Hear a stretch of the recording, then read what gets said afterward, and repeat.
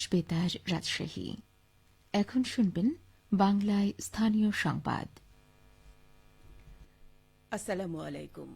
বাংলাদেশ বেতার রাজশাহী স্থানীয় সংবাদ পড়ছি বিলকিস বেগম। প্রধানমন্ত্রী তারেক রহমান দেশবাসীর উদ্দেশ্যে বলেছেন, নবগঠিত সরকার গঠনে সুযোগ দিতে যারা বিএনপিকে ভোট দিয়েছেন কিংবা দেননি অথবা কাউকে ভোট দেননি, প্রত্যেকের এই সরকারের প্রতি অধিকার সমান থাকবে। গত রাতে প্রধানমন্ত্রী হিসেবে জাতির উদ্দেশ্যে দেয়া প্রথম ভাষণে তিনি একথা বলেন।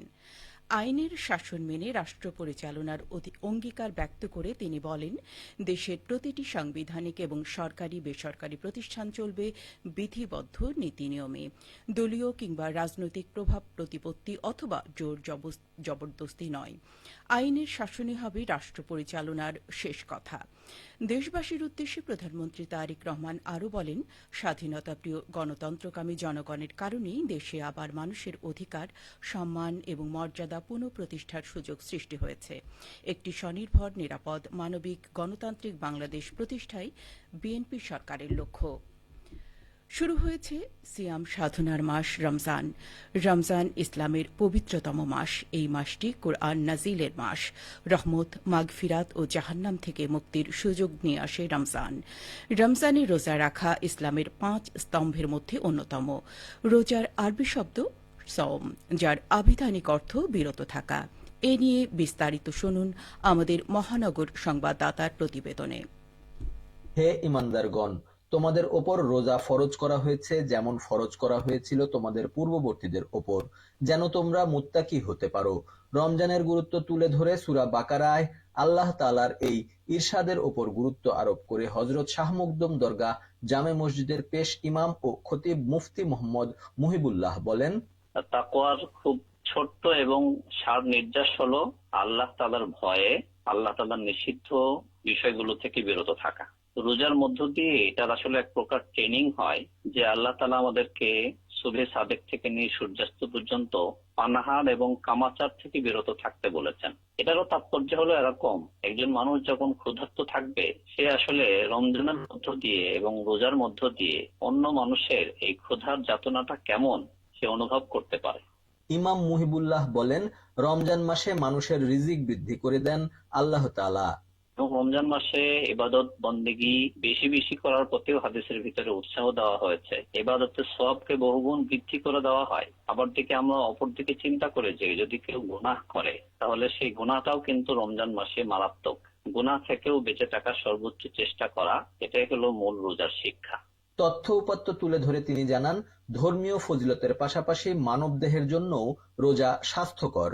রাসূলুল্লাহ সাল্লাল্লাহু আলাইহি ওয়াসাল্লামের প্রত্যেকটা সুন্নতের মধ্যে এবং আল্লাহ তাআলার প্রত্যেকটা নির্দেশ পালনের মধ্যেই মানুষের ইহলৌকিক এবং পরলৌকিক কল্যাণ নিহিত আছে। অনেকেই তো আসলে ডায়েট করে, তো এই ডায়েটটা আসলে কিন্তু রোজা না। রোজার জন্য একটা অপরিহার্য বিষয় হলো আমি নিয়ত করছি কিনা যে আমি রোজা রাখছি। আত্মশুদ্ধির জন্য মানুষের রোজাটা গুরুত্বপূর্ণ। ইসলাম শান্তির ধর্ম। রমজান মাস শান্তি অর্জন ও দানের মাস। আর ইসলামে বর্ণিত রমজানের অনুষঙ্গ পালনের মধ্য দিয়ে সমাজে সেই শান্তি প্রতিষ্ঠা পাবে বলে দৃঢ়ভাবে বিশ্বাস করেন সারা বিশ্বের ধর্মপ্রাণ মুসলমান। রাজু আহমেদ, বাংলাদেশ বেতার, রাজশাহী। পবিত্র রমজান, ঈদ উল ফিতর ও স্বাধীনতা দিবস উপলক্ষে দেশের সকল প্রাথমিক ও মাধ্যমিক স্তরের শিক্ষা প্রতিষ্ঠানে আজ থেকে ২৬শে মার্চ পর্যন্ত ছুটি ঘোষণা করেছে সরকার। গতকাল প্রাথমিক ও গণশিক্ষা মন্ত্রণালয় এবং শিক্ষা মন্ত্রণালয়ের মাধ্যমিক ও উচ্চশিক্ষা বিভাগ থেকে পৃথক দুটি প্রজ্ঞাপনে ২০২৬ শিক্ষাবর্ষের এই সংশোধিত ছুটির তালিকা ও শিক্ষাপঞ্জি প্রকাশ করা হয়। প্রজ্ঞাপন অনুযায়ী পবিত্র রমজান ও ঈদ সহ বিভিন্ন ছুটি মিলিয়ে আজ থেকে ২৬শে মার্চ পর্যন্ত সকল সরকারি ও বেসরকারি প্রাথমিক, মাধ্যমিক এবং নিম্ন মাধ্যমিক পর্যায়ের সকল শিক্ষা প্রতিষ্ঠান বন্ধ থাকবে। এদিকে গত ১৯শে জানুয়ারি প্রকাশিত কারিগরি ও মাদ্রাসা শিক্ষা বিভাগের প্রজ্ঞাপন অনুযায়ী গত ১৫ই ফেব্রুয়ারি থেকে আগামী ২৬শে মার্চ পর্যন্ত বন্ধ থাকছে মাদ্রাসা। এসব প্রতিষ্ঠানেও ক্লাস শুরু হবে আগামী ২৯শে মার্চ। চোরাই পথে আনা বিদেশি চকলেট বিক্রির অভিযোগে রাজশাহীতে একটি প্রতিষ্ঠানকে ১০,০০০ টাকা জরিমানা করা হয়েছে। গতকাল বিএসটিআইয়ের রাজশাহী বিভাগীয় কার্যালয় নগরীর সাহেববাজার এলাকায় এই অভিযান চালায়।